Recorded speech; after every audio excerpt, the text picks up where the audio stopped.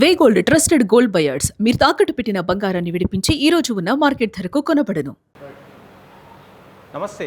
దేశ ప్రజలంతా కూడా ఈ మధ్యకాలంలో ఒక వ్యక్తి ప్రధానంగా రాఘవ్ చెద్దా అనే వ్యక్తి పైన పెద్ద ఎత్తున సెర్చ్ అనేది చేస్తూ ఉన్నారు. ఎందుకంటే ఆయన మాట్లాడినటువంటి తీరు కావచ్చు, పార్లమెంట్లో ఆయన లేవనెత్తినటువంటి అంశాలపైన కూడా, అంటే ప్రతి అంశం పైన ఏదైతే ఆయన రీఛార్జ్ల విషయాల్లో కావచ్చు, మధ్యతరగతి సంబంధించినటువంటి ఏదైతే ఈ ఫ్లైట్ టికెట్కి సంబంధించి కావచ్చు, అక్కడ ఫుడ్కి సంబంధించి కావచ్చు, ప్రతి ఒక్క అంశం పైన అంటే దేశ ప్రజల యొక్క సంపద ఇటు ప్రభుత్వాలు ఎట్లా తింటున్నాయి అనేది ఆయన లేవనెత్తిన పరిస్థితి కనబడుతుంది. సో ఈ నేపథ్యంలోనే మరి ఆమ్ ఆద్మీ పార్టీకి సంబంధించినటువంటి ఆయనకు డిప్యూటీ ఫ్లోర్ లీడర్ పదవి ఉండదు, అది మరి రిమూవ్ చేసిన పరిస్థితి కనబడుతోంది. మరి ఎందుకు ఈ మధ్యకాలంలో మరి డిప్యూటీ ఫ్లోర్ లీడర్ నుంచి ఆయన ఎందుకు తొలగించారు? ఆమ్ ఆద్మీ పార్టీలో అసలు నిజంగా ఏం జరుగుతుంది? నిజంగా ఆయనను పార్టీ నుంచి కూడా మరి తీసేసే ప్రణాళిక ఏమైనా చేస్తూ ఉన్నారా? సో అసలు ఏం జరగబోతుంది? లేదంటే కేజ్రీవాల్ కంటే ఎక్కువ పేరు వస్తుంది కాబట్టి, అంటే దేశవ్యాప్తంగా కూడా ఆయన కొంత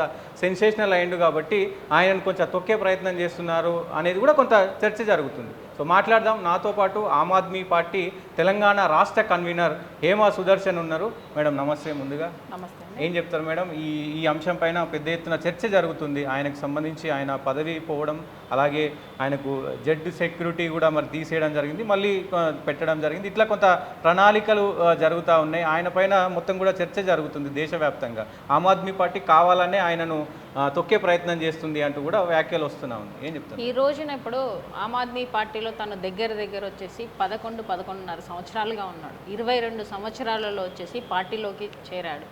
సో యువతకు ఛాన్స్ ఇవ్వాలి అన్నట్టుగా కేజ్రీవాల్ సార్ వచ్చేసి తనకి ఏంటిది ఆమ్ ఆద్మీ పార్టీలో కీలకమైన పోస్టులు ఇచ్చుకుంటూ తనను ఎదుగుదలకు చేసుకుంటూ ఒక ఎమ్మెల్యేగా చేశారు.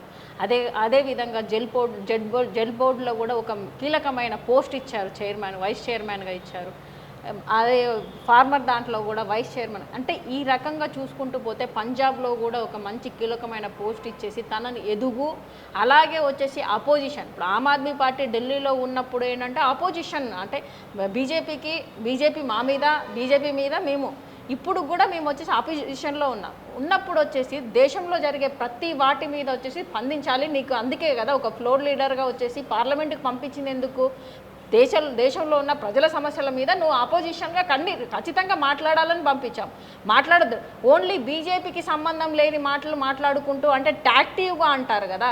ఇప్పుడు 11 సంవత్సరాలలో రాఘవ్ చెడ్డా ఎవరో తెలియని పర్సన్ ఇప్పుడు మూడు నెలల నుంచి రాఘవ్ చెడ్డా అనే దాంట్లో నేనే పిఎం అవుతా అని చెప్పేసి నువ్వే పిఆర్ను పెట్టుకొని మాట్లాడుకుంటున్నావు.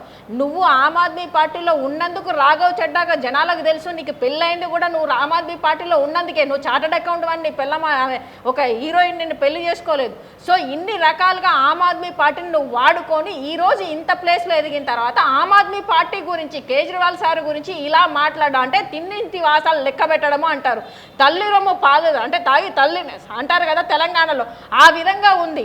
సో నువ్వు అదే ఏంటిది 3 సంవత్సరాల కిందట ఆమ్ ఆద్మీ పార్టీలో ఉన్న అందరు లీడర్లను, అంటే హైయెస్ట్ లీడర్ను అందరూ అరెస్ట్ చేసినప్పుడు దాంట్లో నీ పేరు కూడా ఉన్నప్పుడు నువ్వు భయపడి డర్పోక్లాగా వాళ్ళని వచ్చేసి బీజేపీ వాళ్ళతో కుమ్మక్కైపోయి విదేశాలలో వాళ్ళతో రహస్యంగా మీటింగ్లు పెట్టుకొని నేను మీ పార్టీ గురించి మాట్లాడను, నన్ను వదిలేయండి రా బాబు అని వాళ్ళ కాలం మొక్కినోడివి నువ్వు.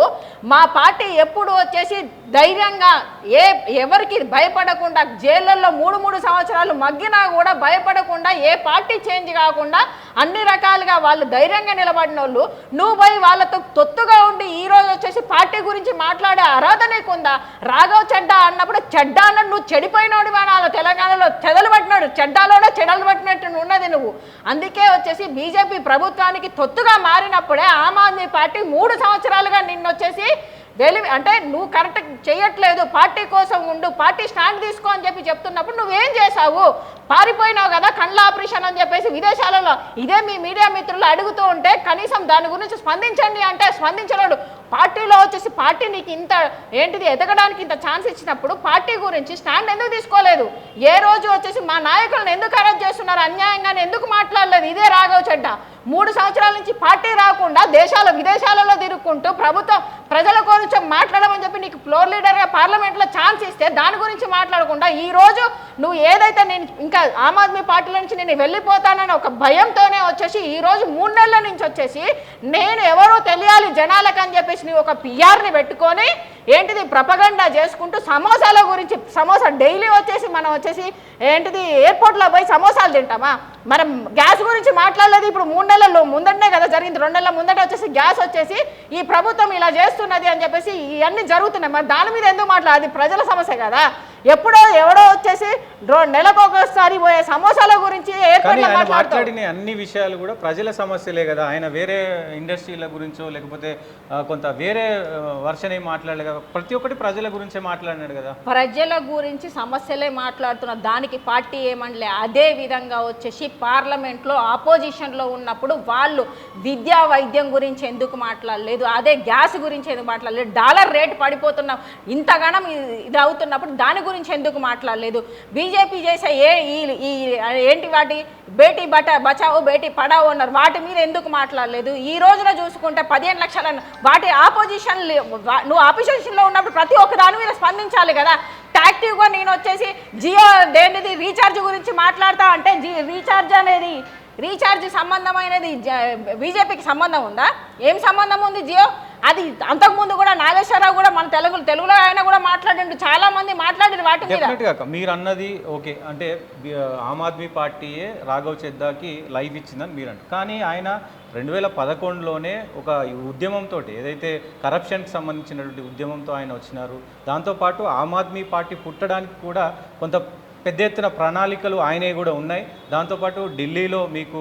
అధికారం రావడం కావచ్చు దాంతోపాటు పంజాబ్లో మీకు అధికారం రావడం కావచ్చు ఆయన చాలా కీలకంగా వ్యవహరించాడు అటు పంజాబ్లో అయితే ఖచ్చితంగా ఆయననే కోఆర్డినేటర్గా ఉన్నాడు ఏదైతే మేనిఫెస్టో కమిటీలో ఉన్నాడు చాలా రకాలుగా పంజాబ్లో ఖచ్చితంగా మరి పార్టీ అధికారంలోకి వచ్చిందంటే ఆయన ప్రస్థానమే కదా సో మరి ఎందుకు ఇప్పుడు అట్లా మాట్లాడుతూ ఉన్నారు ఆమ్ ఆద్మీ పార్టీ 22 సంవత్సరాల మనిషి ఏ నాలెడ్జ్తో వచ్చి ఉంటాడు ఎవరి అండ చూసుకొని వచ్చేసి ఉంటాడు పార్టీ సపోర్ట్ లేకుండానే 22 సంవత్సరాలుగా అంటే ఆ ఏజ్లో ఏం మాట్లాడగలుగుతాడు నువ్వు ఒక యూత్ లీడర్గా ఎదగాలి నీకు అది ఏంటిది టాలెంట్ ఉంది అని చెప్పేసి ప్రోత్సహించింది ఎవరు ఆమ్ ఆద్మీ పార్టీనా లేకపోతే వచ్చేసి అరవింద్ కేజ్రీవాల్ సారా లేకపోతే నీకు ఎవరన్నా పక్కనోడు బీజేపీ వాడు వచ్చి చెప్పిండా మా సార్కి ఏమన్నా పార్టీ గుర్తించింది కదా గుర్తించినందుకే నువ్వు వచ్చేసి ఈ రోజు వచ్చేసి అన్ని రకాలుగా ఎదిగినావు ఆమ్ ఆద్మీ పార్టీ ఏంటిది 3 సార్లు సీఎం పదవిగా అక్కడ ఏలిండు అంటే తను చేయడం వల్లనే నువ్వు వచ్చేసి అక్కడ ఎమ్మెల్యేగా ఉండగలిగినావు వేరే పోస్టులు కీలకమైన పోస్టులు నీకు ఇవ్వగలిగిండు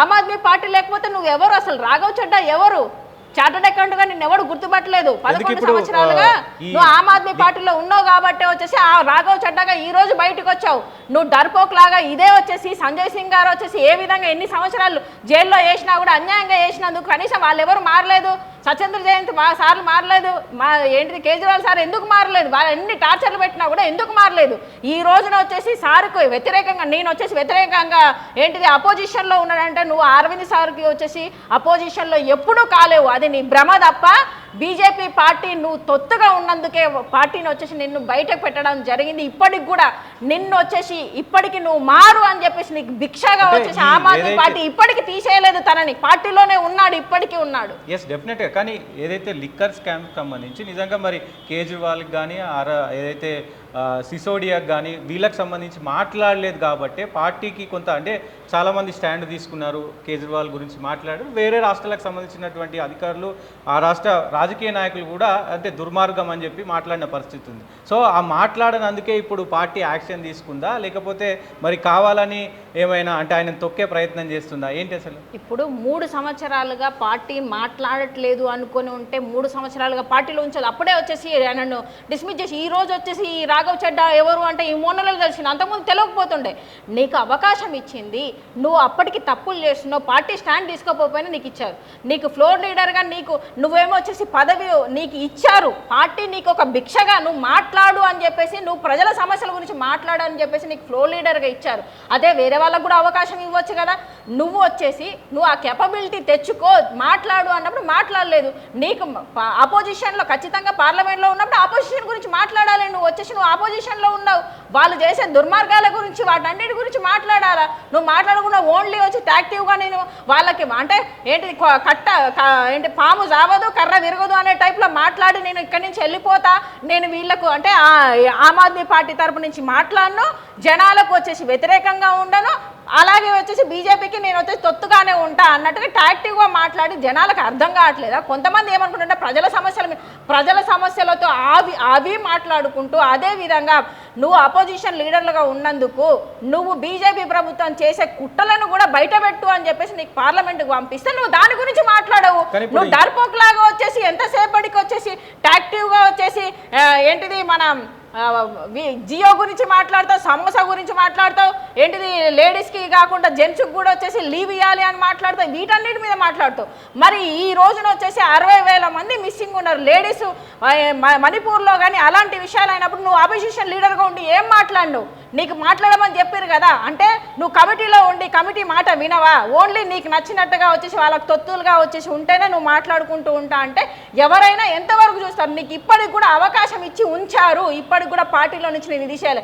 ఇదే ఈ మాటలు మాట్లాడడానికి కనీసం ఆమ్ ఆద్మీ పార్టీలో ఉన్నందుకు కాబట్టి ఇవన్నీ మాట్లాడగలిగినావు. అదే ఈ బీజేపీలో ఉండుంటే నీకు ఈ ఛాన్స్ కూడా ఉండదు. ఈ రోజు నువ్వు రాఘవ్ చెడ్డా అంటే ఎవరు అని కూడా తెలియకపోతుంది. ఇది కూడా వస్తుంది కదా మేడం, అంటే ఈ రాఘవ్ చెడ్డా ఇవన్నీ వ్యాఖ్యలు చేసిన తర్వాత దేశంలో కొంత ఆయన ప్రకంపనలు సృష్టించిన తర్వాత కావాలనే బీజేపీకి ఆమ్ ఆద్మీ పార్టీ చీఫ్ మరి కేజ్రీవాల్ అమ్ముడు పోయింది కాబట్టి సో ఆయనను తొక్కే ప్రయత్నం చేస్తూ ఉన్నారు. ఇదంతా ఇద్దరు బీజేపీ అటు మోడీ కేజ్రీవాల్ కలిసే ఇదంతా చేస్తున్నారు అనేది కూడా కొంత వినబడుతున్న మాటలు వినబడుతున్నాయి. ఈ రోజు కూడా ధైర్యంగా ఏ పార్టీ లీడర్ కూడా అంత ఉండదు. ఆమ్ ఆద్మీ పార్టీ ఒకటే, నీకు దమ్ముంటే ఇప్పటికి కూడా ఎలక్షన్లు పెట్టు నేనే గెలుస్తా అనే పర్సన్ వచ్చేసి కేజ్రీవాల్ సారు.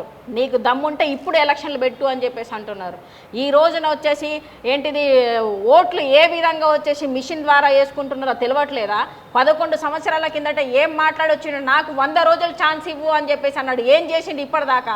డెవలప్మెంట్ అనే పేర్లతోని 40 రూపాయలు పెట్రోల్ అని చెప్పేసి 100 రూపాయలు చేసుకుంటూ డాలర్ రేటు 45 రూపాయలు 42 రూపాయలు ఉన్నదాన్ని 92 రూపాయల వరకు తీసుకుపోయింది. దీన్ని డెవలప్మెంట్ అంటారా? అంటే జుమ్లా మాటలు చెప్పుకుంటా ఉంటా ఏంటిది వాట్సాప్ యూనివర్సిటీలో ఈ జనాల మాటలు నమ్ముకుంటూ హిందూ ముస్లిం అని గొడవలు చేసుకుంటూ ఉన్నంతసేపు నువ్వు వచ్చేసి నీకు భయపడే అంత ఆమ్ ఆద్మీ పార్టీ కేజ్రీవాల్ సార్ ఎప్పుడూ ఉండడు. నీకు ఒక ఏంటిది మన తెలంగాణ భాషలో అంటాడు, నీకు సక్కమైన మొగుడు ఎవడు అంటే అపోజిషన్లో అరవింద్ కేజ్రీవాల్ గారే అని చెప్పేసి ఎవరైనా అంటారు. ఏ పార్టీ కానీ నువ్వు చేసే తప్పుల మీద ఎదిరించేదంటే ఆమ్ ఆద్మీ పార్టీ లీడర్ అది సంజయ్ సింగ్ సార్ అవ్వచ్చు, మనీష్ అవ్వచ్చు, అరవింద్ కేజ్రీవాల్, ప్రతి ఒక్కరు ఆమ్ ఆద్మీ పార్టీలో ఉన్న వాళ్ళు ఏ అంటే బీజేపీ ప్రభుత్వానికి కానీ కాంగ్రెస్ ప్రభుత్వానికి కానీ భయపడకుండా ధైర్యంగా మీరు ఏం చేస్తున్నారని నిక్కచ్చిగా చెప్పే పార్టీ ఏదైనా ఉంటే ఆమ్ ఆద్మీ పార్టీ.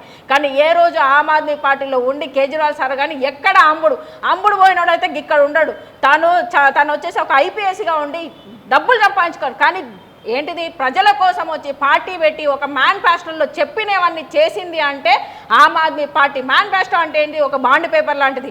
విద్యా వైద్యం అంబేద్కర్ గారు వచ్చేసి విద్య ఇవ్వాలి ఖచ్చితంగా వచ్చేసి మన ట్యాక్స్లో కట్టే ట్యాక్స్లకు ఇవ్వాలి అనే దాంట్లో అంబేద్కర్ ఆశయాలను నెరవేర్చుకుంటూ వస్తున్నది అంటే ఒక party Aam Aadmi party Kejriwal sir మాత్రమే. అది విద్యా వైద్యం అనే దాంట్లో వచ్చేసి ప్రజలకు మేనిఫెస్టో పెట్టి ఇచ్చుకుంటూ అదే విధంగా వచ్చేసి అక్కడ ఈ రోజున వచ్చేసి బస్సు ఫ్రీ అనే దాన్ని ఎక్కడి నుంచి తీసుకొచ్చిండు కేజ్రీవాల్ సార్ పెట్టి